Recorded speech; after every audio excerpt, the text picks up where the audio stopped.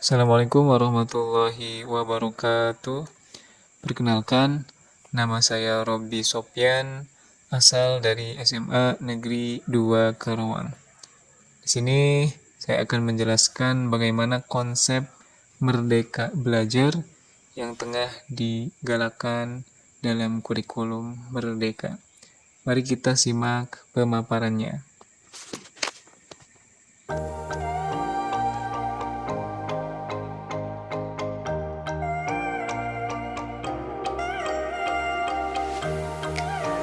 Bapak dan Ibu Guru, sebelum kita menerapkan konsep Merdeka Belajar dalam proses pembelajaran, langkah baiknya kita mengetahui terlebih dahulu seperti apa sih manusia merdeka itu. Menurut Ki Hajar Dewantara, manusia merdeka adalah manusia yang hidupnya bersandar pada kekuatan diri sendiri, baik lahir maupun batin, tidak bergantung pada orang lain. Artinya, kalau kita pahami bersama bahwa manusia merdeka itu adalah manusia yang mandiri, manusia yang punya kekuatan atas dirinya sendiri, sehingga manusia itu bisa hidup dan berkehidupan tidak bergantung dengan orang yang lain. Kemudian, apa sih peran pendidikan itu? Peran pendidikan itu menuntun segala kekuatan kodrat yang ada pada anak-anak, pada individu, agar mereka mendapat kebahagiaan dan keselamatan setinggi-tingginya. Dalam konsep pendidikan Ki Hajar Dewantara, ada istilah bahwasanya anak itu memiliki kodrat, memiliki bawaan, sifat bawaan. Nah, pendidikan itu menuntun kodrat individu, kodrat peserta didik, agar mereka mendapatkan kebahagiaan dan keselamatan setinggi-tingginya. Jadi itulah hubungan antara manusia merdeka dan peran pendidikan.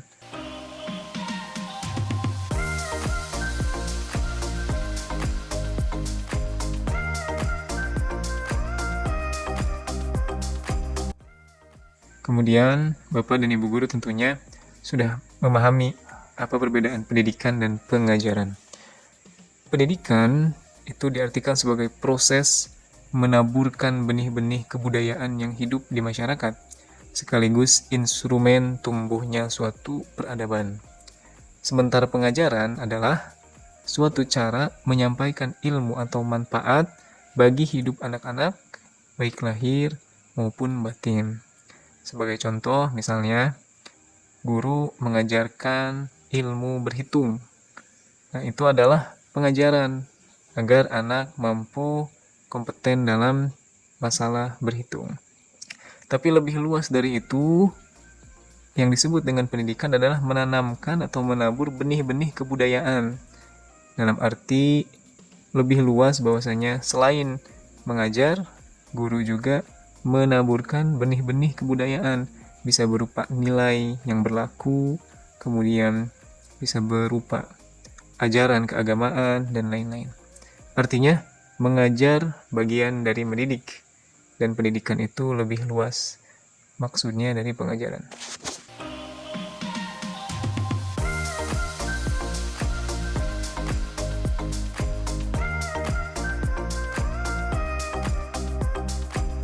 Kemudian Ki Hajar Dewantara membagi kodrat murid itu menjadi dua bagian. Ada kodrat alam, kemudian ada kodrat zaman. Kodrat alam itu berkaitan dengan sifat dan lingkungan di mana murid berada. Contoh ada murid dengan latar belakang geografis pegunungan, pedesaan, kemudian kelautan, pesisir ya, dan kemudian ada juga perkotaan. Nah, itu merupakan kodrat alam. Kemudian ada juga kodrat zaman, di mana ini berkaitan dengan isi dan irama, berkaitan dengan tentang waktu di mana murid hidup. Tentunya Bapak dan Ibu Guru memiliki kodrat zaman yang berbeda dengan murid Bapak dan Ibu Guru di zaman atau di waktu sekarang. Nah, apa kaitannya dengan proses pembelajaran? Individu memiliki kodrat yang berbeda. Ada yang hidup di pedesaan, ada yang hidup di perkotaan. Nah, semestinya pendidikan itu mendekatkan murid dengan kodratnya. Kalau kita melihat sekolah, tempat kita mengajar itu adalah di lingkungan pedesaan, maka proses pembelajaran pun harus disesuaikan, konteksnya harus disesuaikan dengan pedesaan. Misalkan kita mengajar di sekolah dengan keadaan geografis pegunungan. Tentunya dalam proses pembelajaran kita harus menggunakan konteks-konteks pegunungan seperti cara menanam atau melestarikan pepohonan, kemudian cara merawat sungai dan lain sebagainya dan lain sebagainya. Jangan sampai memberikan contoh materi cara misalkan cara menambak ikan, itu kan tidak sesuai konteksnya. Bagaimana kalau misalkan tidak sesuai konteksnya? Mungkin bisa saja karena sebagai menambah wawasan. Tapi alangkah baiknya sebagai pokok pembahasan itu konteksnya yang mendekatkan peserta didik pada lingkungan sekitarnya. Seperti itu.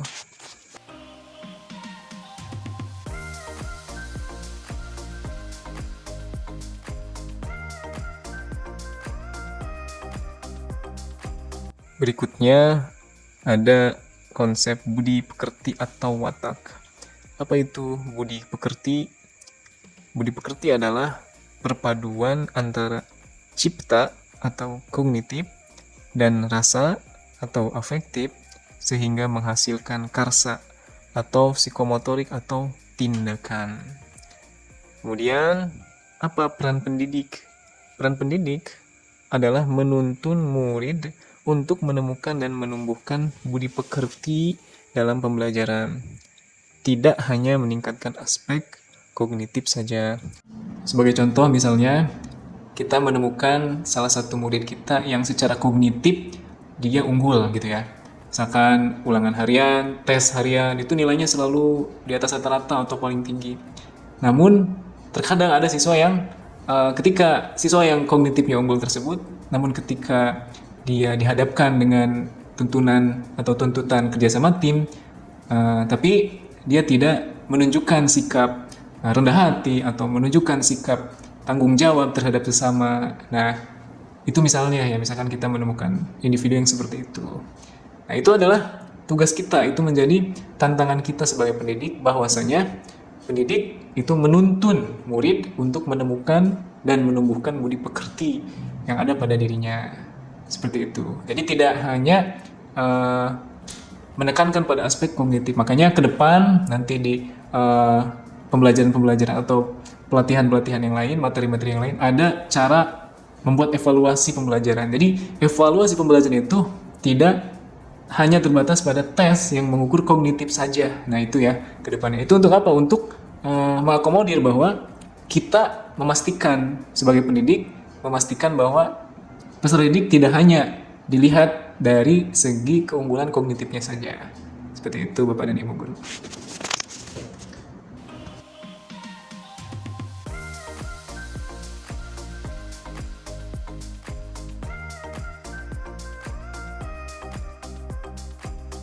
Berikutnya ada pertanyaan, apakah pendidik lebih tahu apa yang diinginkan oleh murid? Nah ini terkadang menjadi asumsi selama ini ya oleh orang dewasa atau oleh orang tua atau guru, bahwasanya mereka atau guru atau orang tua itu lebih tahu apa yang diinginkan oleh murid. Ada beberapa gagasan seperti itu. Atau sekolah atau guru atau orang tua itu harus mencetak generasi yang baik misalkan ya. Apakah pernyataan itu benar Bapak dan Ibu Guru? Mari kita bahas bersama-sama. Seperti yang telah kita utarakan, kita bahas sebelumnya bahwa manusia itu memiliki kodrat, memiliki sifat bawaan. Nah, kalau kita bahas pada materi perkuliahan kita dahulu kala, ada beberapa teori mengenai sifat bawaan manusia ya.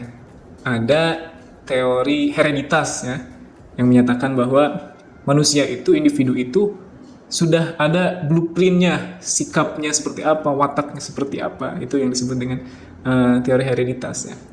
Ada juga yang menyebutkan bahwa kebalikannya, manusia itu atau individu itu seperti kertas yang kosong. Nah, jadi bagaimana orang sekitar atau lingkungan sekitar membentuknya atau mewarnainya. Nah, Ki Hajar Dewantara mensintesis kedua pandangan tersebut ternyata Bapak dan Ibu Guru. Seperti apa? Beliau menyatakan bahwa kodrat manusia itu adalah seperti sebuah kertas yang sudah terisi dengan tulisan-tulisan yang samar, namun tulisannya masih samar dan belum jelas arti dan maksudnya. Nah, sebagai pendidik, mereka atau kita bertugas untuk menebalkan dan memperjelas tulisan-tulisan yang masih samar tersebut. Arti dan maksud tulisan-tulisan yang samar tersebut dengan tuntunan terbaik. Jadi dari sini kita bisa memahami bahwasanya pendidikan itu kata kuncinya adalah menuntun. Ya. Makanya dalam pendidikan kurikulum merdeka, pembelajaran kurikulum merdeka itu lebih menekankan bahwasanya murid itu merdeka, murid itu mempunyai kodratnya masing-masing. Tugas kita adalah menuntun ya, dengan tuntunan yang terbaik. Oleh karena itu, dalam proses pembelajaran, Bapak dan Ibu Guru tentunya banyak menemukan variasi gitu ya. Banyak menemukan perbedaan minat, perbedaan kemampuan awal, dan lain sebagainya dari peserta didik. Nah, perbedaan-perbedaan tersebut harus kita akomodir. Makanya ke depan atau mungkin Bapak dan Ibu sudah mengetahui bahwa dalam kurikulum merdeka ada yang dinamakan dengan diferensiasi pembelajaran. Jadi bagaimana kita memfasilitasi peserta didik sesuai dengan minat, sesuai dengan kelebihan peserta didik. Jadi ada diferensiasi proses, ada diferensiasi konten, dan lain sebagainya. Pada intinya, Bapak dan Ibu Guru, asumsi bahwa kita lebih tahu atau kita harus mencetak peserta didik sebagaimana konsep kita itu adalah konsep yang keliru dalam pandangan Ki Hajar Dewantara dalam pandangan kurikulum merdeka. Anak harus difasilitasi sesuai dengan arah minat, arah kemampuan yang berdasarkan kodratnya masing-masing. Seperti itu Bapak dan Ibu Guru.